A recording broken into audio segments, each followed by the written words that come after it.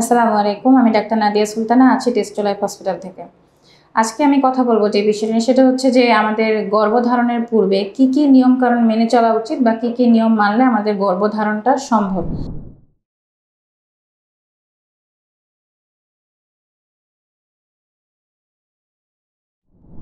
যাকে আমরা মেডিকেলের ভাষায় বলে থাকি হচ্ছে প্রি কনসেপশনাল কেয়ার অথবা pre conceptional counselling.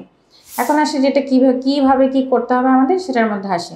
First of all হচ্ছে যে একটা মানুষের স্বপ্ন থাকে যে আমি একটা হেলদি প্রেগনেন্সি ক্যারি করবো এবং সুষ্ঠুভাবে যেন আমার ডেলিভারিটা হয়, সেটাই তার পরিকল্পনা থাকে। এখন আসি যেটা হেলদি প্রেগনেন্সির জন্য বা একটা সুষ্ঠু প্রেগনেন্সির জন্য তাকে কি কি পরিকল্পনা নিতে হবে এবং তার কি কি নিয়মকানুন মেনে চলতে হবে।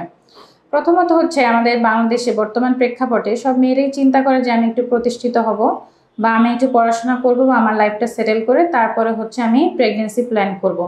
সেই ক্ষেত্রে যেটা হয়ে থাকে অনেকেরই হচ্ছে যে উপযুক্ত বয়সটা সেটা পার হয়ে যায়, তখন দেখা যায় তারা গর্ভধারণ করতে পারছে না। তো এখন আসি যে কত বয়সের মধ্যে গর্ভধারণটা করলে হচ্ছে যে কোনো কমপ্লিকেশন ছাড়াই কোনো সুষ্ঠু একটা গর্ভধারণ করা সম্ভব এবং সুন্দরভাবে একটা বাচ্চাকে দুনিয়াতে আনা সম্ভব। সেটা হচ্ছে যে ফার্স্ট অফ অল আমাদের হচ্ছে 21 বছর বয়স থেকে, যদি আমরা হচ্ছে 21 বছর বয়স থেকে 30 বছরের মধ্যে বাচ্চা নিয়ে থাকি তাহলে সেটা খুবই বেটার হয়, আর যদি 25 বছরের মধ্যে নিয়ে থাকি তাহলে সেটা আরও ভালো হয়। এখন আসি যে এই অবস্থায় গর্ভধারণটা কেন ভালো, সেই কারণ এই সময়টাতে হচ্ছে যে মেয়েদের ডিম্বাশয় থেকে যে ডিমটা নিঃসৃত হয় সেটা খুবই পটেনশিয়াল থাকে এবং খুবই হেলদি থাকে, এই জন্য এটা বেটার হয়। এখন আসি যে হচ্ছে পুরুষের ক্ষেত্রে আর মেয়েদের ক্ষেত্রে কখন কি অবস্থা যদি তারা থাকে তাহলে হচ্ছে গর্ভধারণটা সম্ভব হবে। বলা হয়ে থাকে যে মেয়েদের যে ঋতুচক্র সেটা হচ্ছে যদি কারোর 28 দিন বা 30 দিনের সাইকেল হয়ে থাকে তাহলে সেই ক্ষেত্রে তার 14তম দিনে হচ্ছে নর্মালি ওভুলেশনটা হয়ে থাকে, মানে ডিমটা নিঃসরণ হয়ে থাকে। আর এই ডিমটা হচ্ছে মেয়েদের যে ডিম্বনালী আছে তার মধ্যে হচ্ছে 24 ঘন্টা ভালো থাকে বা হেলদি থাকে বা অ্যাক্টিভ থাকে, যেটাই বলি আমরা। আর হচ্ছে যে স্পার্মটা, পুরুষের যে শুক্রাণুটা, সেটা হচ্ছে যে ফিমেল জেনিটাল ট্র্যাক্টে যখন সেটা প্রবেশ করবে তখন 72 ঘন্টা পর্যন্ত সেটা অ্যাক্টিভ থাকবে। সো এখন যদি আমরা বলে থাকি যে কোন সময়টাতে তারা যদি একসাথে থাকে বা যদি সহবাস করে তাহলে হচ্ছে বাচ্চা হওয়াটা সম্ভব, সেটা হচ্ছে যে মাসিকের 10তম দিন থেকে এবং মাসিকের 20তম দিনে যদি তারা একসাথে থাকে তাহলে হচ্ছে তাদের গর্ভধারণটা সম্ভব হবে। এই সময়টাতে হচ্ছে প্রত্যেক দিন থাকতে হবে নাকি অল্টারনেটিভে থাকতে হবে এরকম কোনো নিয়ম নেই, তাদের নিয়ম মতো তারা থাকবে, এই সময়টাতে হচ্ছে গর্ভধারণ সম্ভব। এখন আসলে যে আর কী করতে হবে সেই ক্ষেত্রে, যেমন দেখা যায় যে অনেক মেয়েদের কিছু হচ্ছে কনজেনিটাল ফ্যামিলিয়াল কিছু রোগ থেকে থাকে, সেগুলো স্ক্রিন আউট করে বের করতে হবে, যেমন রিস্ক ফ্যাক্টরগুলো অ্যাসেস করতে হবে যে তার গর্ভধারণটা কোনো কমপ্লিকেশন অ্যারাইজ করবে কিনা সেটা আমাদের আগে ডায়াগনোসিস করতে হবে। এবং সেই ক্ষেত্রে আরও কিছু রুটিন চেক আপও করতে হবে, যেমন অনেকের হচ্ছে ফ্যামিলিয়াল কিছু হিস্ট্রি থাকে বা আনডায়াগনোসড অনেকের ডায়াবেটিস হয়ে থাকে, সেই ডায়াবেটিসের জন্য দেখা যায় যে হচ্ছে বাচ্চাদের তো নর্মালি অর্গানোজেনেসিস মানে সব কিছু তৈরি হতে প্রথম 3 মাস সময় নেয়। সেই ক্ষেত্রে দেখা যায় যে অনেকেই ফার্স্ট যে চেক আপে আসে সেটা হচ্ছে যে দেরি হয়ে যায়, তখন হচ্ছে বাচ্চার সব কিছু তৈরি হয়ে যায়, ফলে হয়ে যায় বাচ্চার একটা জন্মগত ত্রুটি হয়ে যাচ্ছে। এই জন্য যেটা করতে হবে যে গর্ভধারণের আগেই প্রপার চেক আপগুলো করাতে হবে। যদি তার ডায়াবেটিস থেকে থাকে তাহলে সেটা কন্ট্রোলে আনতে হবে বা কী কী মেডিকেশন তার নেওয়া উচিত সেটা আমাদের দেখতে হবে।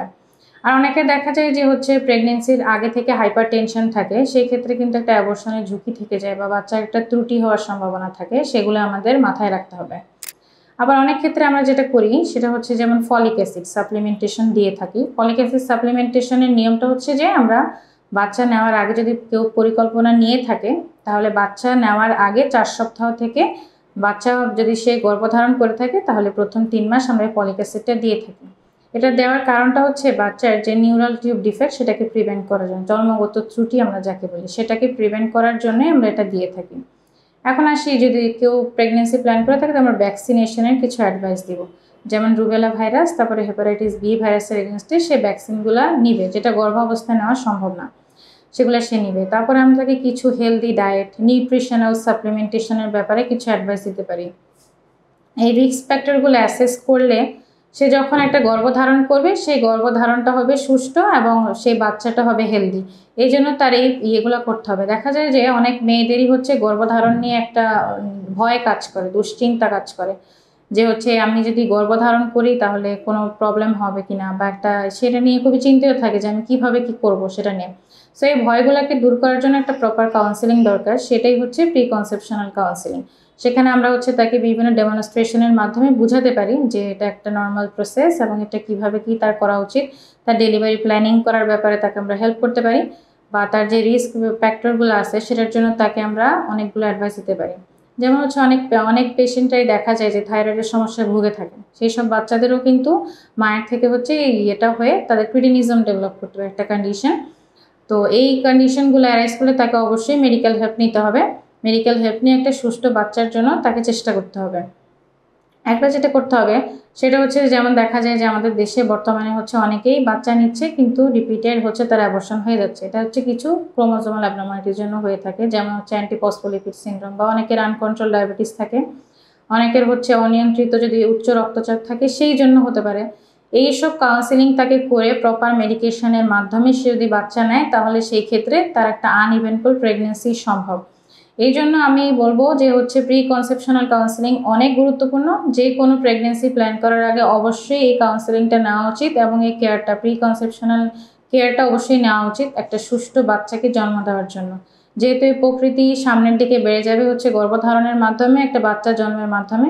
সো এই পুরো প্রসেসটাকে সুষ্ঠুভাবে সামনে নিয়ে যাওয়ার জন্য অবশ্যই এটা খুবই গুরুত্বপূর্ণ। ধন্যবাদ। আমি আছি টেস্টো লাইফ হসপিটাল থেকে। সবাইকে অনেক অনেক ধন্যবাদ।